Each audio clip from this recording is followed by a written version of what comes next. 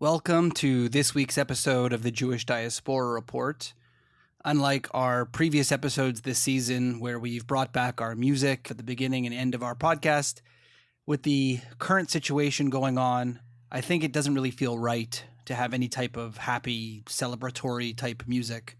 And so we're going to just start without any kind of fancy intro. As many of you probably have heard by now, the unfortunate and horrible news that 6 hostages were recovered, I'll call it, from the Gaza Raffah area by Israeli soldiers. And the reason we call it recovered is because unfortunately they were killed by Hamas. And we're going to go into a little bit more details in a second about that, but I'm purposely using the word recovered, not rescued, not released, like some other media we'll talk about in a moment. Originally, stories were flying all over social media. It eventually came out that 6 people who had died in the tunnels were recovered.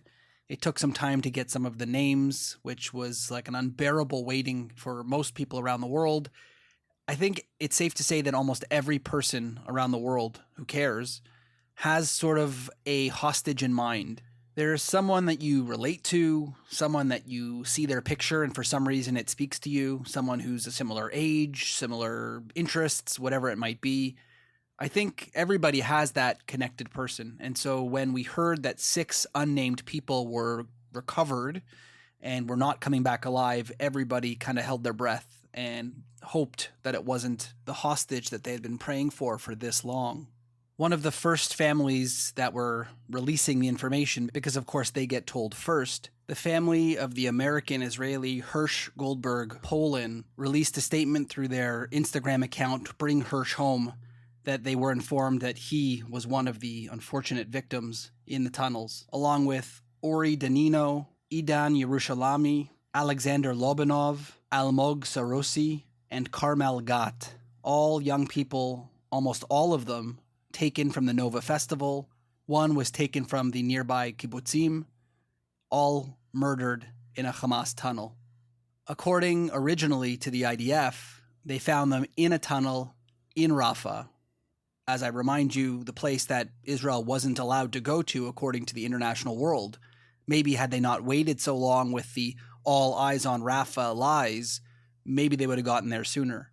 We know that many of these people were alive for a few reasons when they went into the tunnels.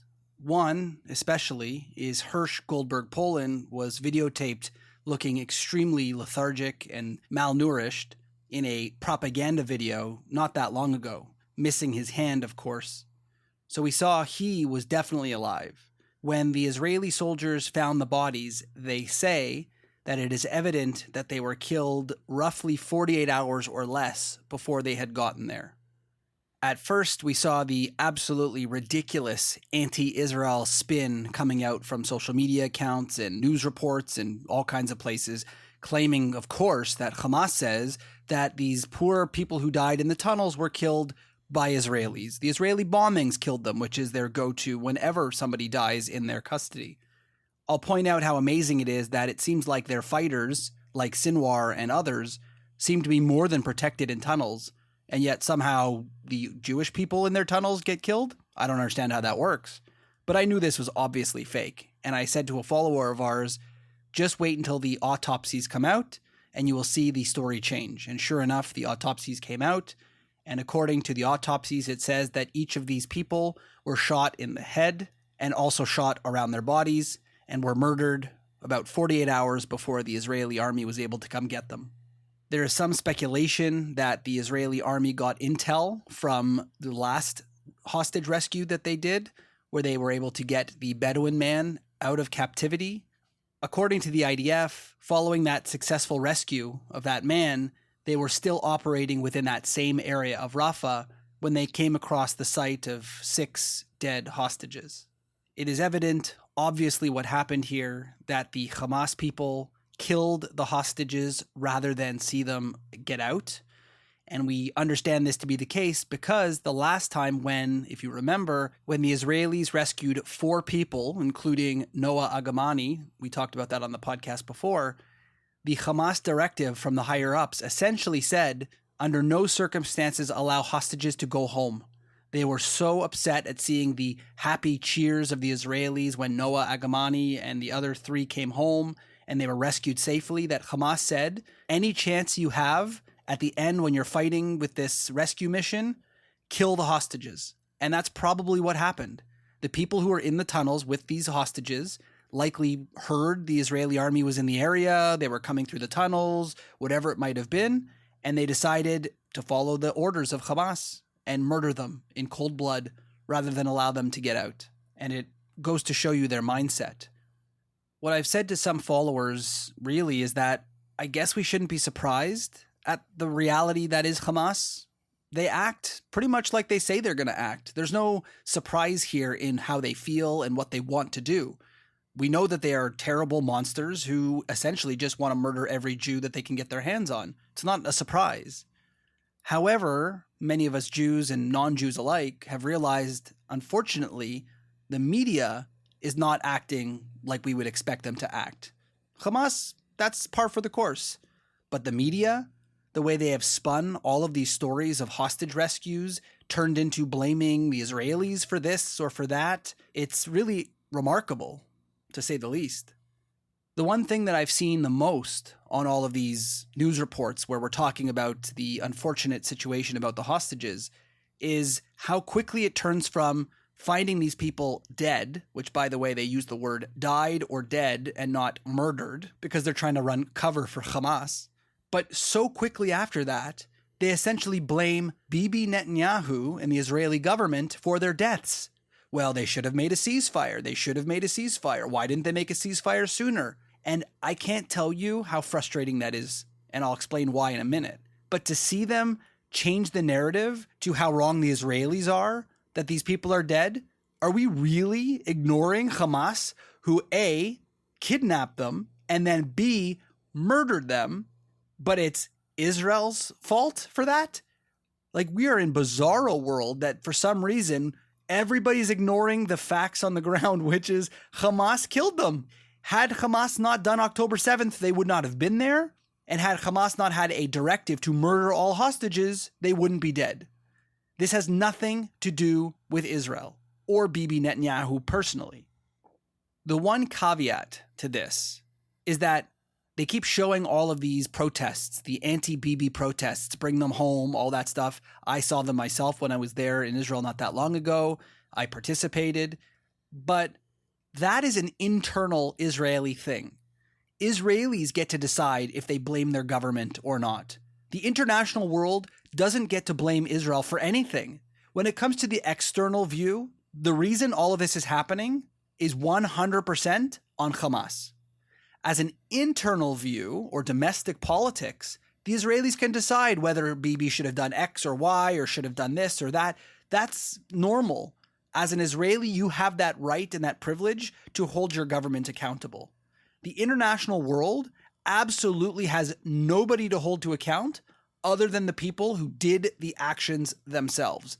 And I'm absolutely tired of hearing people changing the topic from dead hostages to why Bibi is wrong and Bibi didn't do this right or that right. Or look at how many Israelis don't like Bibi. That's proof he was wrong. Stop using the Israeli protests for your personal vendetta against Israel. If we use these protests to prove that everyone hates Bibi, that therefore it means that Bibi's wrong in the ceasefires and nobody wants this war, the Israelis do want what Bibi wants. Now, there's some debate on how to get it, how quickly. When I was at the hostage forum in Israel, speaking with the families, a lot of them essentially said, let's make a deal which will allow the hostages to come home now and then essentially wipe out Hamas afterwards. So even though people are against Bibi's way he's doing things, maybe, should he have done this or that? There's no debate here in Israel about, I think we should let the Palestinians live freely and let Hamas continue to rule. Bibi is completely wrong. We want Hamas to be the leadership. Let's give them more land. Why not? Right? People aren't feeling that way. But they make it seem that if you're against Bibi in this specific case, that somehow there's some debate in Israel on how to deal with this issue. Let me make it very clear. There is zero debate on Gaza or Hamas. None of that is up for debate. Everyone agrees. They cannot be trusted to hold any power in that area. How it's done, The time frame, do you get hostages first and then kill them? Do you kill them and that's the best way to get hostages? That is up for internal debate, not for anybody who's in the media or across an ocean who knows nothing about what's going on the ground. If you are someone who's not Israeli, and I include myself in this, keep your mouth shut when it comes to internal politics. Unless you have skin in the game, if you have family members there, if someone's a hostage, sure, you can have some say on what's going on. If you don't, leave it to the people who are responsible and live in that area to decide what's best for them, not you telling them what's best for them. And it would just be great if, number one, the media stopped creating false narratives like people just died in captivity and we forget who put them there and who killed them and all that other stuff. But it would be great if they also would stop trying to push the narrative that the protests that are going on in Israel are somehow completely pro-Hamas. Everyone loves Hamas and they don't like Bibi. They want to live in peace with the Hamas people and blah, blah. None of that is true. And they need to stop pretending that that's the case. All to push this fake ceasefire BS that they're pushing. Sure, can I agree that a ceasefire for hostages would be the best way to handle this? Absolutely. No question. But the way that they're painting Bibi as the person who's not allowing a ceasefire is sometimes a little bit misleading. Sure, there's some back and forth that happens in negotiations. I'm sure he has his views versus the hostage families who essentially want them out right away. I don't care. Give them the world as long as we get our people back. I get it. But there are a few sticking points that are unfortunately not Israel's fault. And it's not Israel's doing. In case for some reason my listeners aren't aware, I think I probably have mentioned it before. Israel has accepted every single ceasefire that has been negotiated. The United States has admitted that. Qatar and Egypt have also agreed. Israel has accepted every ceasefire up until and including the August 20th or so ceasefire that the Americans brokered that Israel agreed to yet again. And who broke it and who said no? Hamas. But you'll never hear this on the Pally social media. You'll never hear this on the news. Israel's the big problem here. Israel's not willing to make a deal. He's accepted multiple deals. How is it that someone can literally say, yes, I accept this deal? Hamas, do you accept the deal? And people can sit there with a straight face and say, nah, he doesn't want a deal. Had Hamas said yes, that deal would have gone into place. As far as I know, I don't think there's any other barriers once you've essentially said yes to it. So why is it that they keep blaming him when Hamas is turning down every deal? From what I hear, a few of the big issues in the ceasefire talks so far. Firstly was the fact that Hamas refuses to release the names of people who are still alive. That is one sticking point. Israel's like, look, we're making a deal with these people who, by the way, we shouldn't even have to make a deal with. They're terrorists. And yet we treat them like they're negotiators on a good faith deal. But we don't even know how many people they have alive. The answer could be like 10 or none. And yet we're supposed to make a deal with these people. It's like buying a car without seeing it. Would you go and buy a car and then hope it's the right color? It has all the wheels. The mileage is the way it's supposed to be? Of course not. But Israel's been asking, please just give us a list of who's alive. And Hamas won't do it because they know that that might be used by Israel in order to get them back. And they can't have that.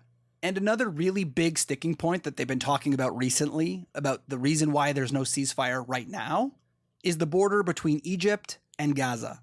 Right now, Israel has taken control of that region because they found over 11 terror tunnels that went from Gaza into Egypt in order to smuggle weapons and even smuggle people. You could drive cars through them. They're so big. So Israel has said, we will not leave this area because we don't trust that you are A, not going to continue smuggling weapons in, B, smuggle Sinwar and all of his men out of the country, or C, smuggle the hostages you're keeping out of the country. So no, we are not leaving that border and allowing you to get away, essentially, and take people with you. It seems to make common sense, but for some reason, this is a huge sticking point for Hamas. If you could think about it, why does Hamas care, really, if the border between Egypt and Gaza is held by the Israelis? The reason being is because they plan on using that for some reason. Why do they care otherwise? If you want to run and do all of your preparations and whatever inside the country, because that's part of the deal, that Israel has to move their people back to essentially allow Hamas to do whatever they want, move their men around, put bombs down, move hostages, things like that. They're going to get to do that. That's part of the deal. But they need to, for some reason, leave the country through that border. I can't understand why, other than to smuggle stuff in or out. And we found out from some negotiators that another large sticking point now, which says a lot about the current status of Hamas, is that Sinwar is asking for personal protection, that he will not be killed and that he can essentially continue to rule Hamas forever. Part of the deal that he's trying to strike, that apparently is a sticking point for the Israelis. This is one thing that's stopped the Israelis from giving in to this, and therefore Hamas will not accept the deal, is that Netanyahu / the Israelis are not going to say, sure, Sinwar, you can live your happy life in Gaza ruling as a new leader of Hamas now that you just took the job. You can live forever, happily, after everything you did on October 7th. That's not going to be part of the deal. He is the head of a terrorist organization who single-handedly orchestrated the largest attack on Jews since the Holocaust. He doesn't get to just get away. But you could see his mindset. Clearly, the fact that his negotiations have now broken down to essentially let me live and me, not my people, not Hamas, not being able to regroup his people. At this point, he's just focusing on himself because he realizes how in trouble Hamas is. Israel has really taken them apart piece by piece, but the fact that Sinwar is focused on himself and not his army, his people, the hostages really, he's focusing on just keeping himself alive, which also, again, may be why he wants that border open so he can run through it. So the question ends up being, is it reasonable for Israel to essentially not let Sinwar live? To be fair, we could just lie like they do and say, sure, Sinwar, we'll let you live. No problem. We'll sign a paper that says you can live your rest of your life, no problem. Get the hostages back and then essentially kill them. You know, they break the ceasefire every couple years anyway. So why is Israel held to a different standard? That's one option. The other option, of course, is why he wants that border open is probably to go leave to Qatar. He can take that room that's now available at the Four Seasons in Doha, where the last leader of Hamas was living in luxury with his $4 billion.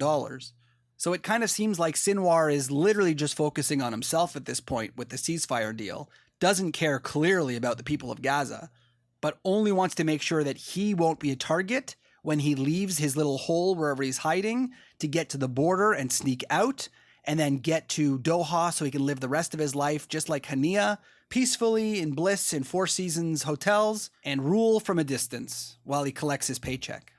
In the end, this has been a rough week for people who were hoping for some better news. But we can't allow this unfortunate situation to be turned against the Jewish people, as it always is. Somehow this divides the Jewish people. This person is for Bibi. This person's against Bibi. This person thinks we need the hostages first. This person says we need the hostages last. Whatever the case may be, we can't let this break us apart. We know what's right for our people.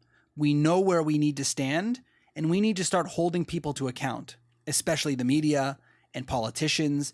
We need to make sure the blame is where it belongs, on Hamas, who did October 7th, who said they would do October 7th over and over again, who are using their people as human shields on a day-to-day basis, who are moving hostages underneath those cities in order to use them as human shields. And then worse, when they are nearly rescued, they murder them in cold blood rather than allow them to go home to their families.